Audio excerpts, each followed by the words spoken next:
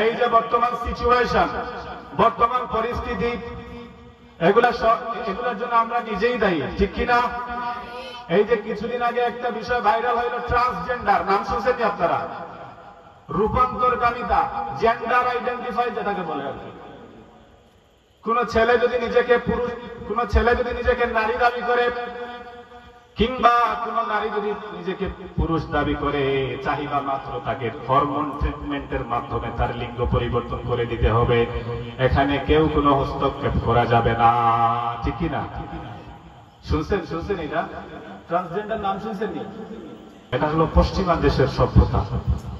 পশ্চিমায় যখন চালু হয়েছে তখন মানুষ, ওইখানকার মানুষ এটাকে অন্যভাবে নিছিল। আবার কেমনে পুরুষ থেকে আবার নারী হয়, নারী থেকে আবার পুরুষ হয়, এটা এখন স্বাভাবিক হয়ে গেছে।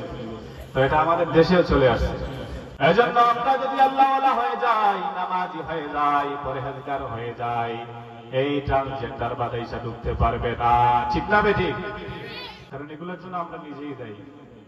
যহারাল ফাসাদু ফিল বাররি ওয়াল বাহরি বিমা কাসাবাত আইদিন নাস, জলস্থলে যা কিছু হয় এসব কিছুর জন্য আমরা নিজে দায়ী। এজন্য আমরা প্রথমে ঠিক হতে হবে ভাই, ঠিক কিনা?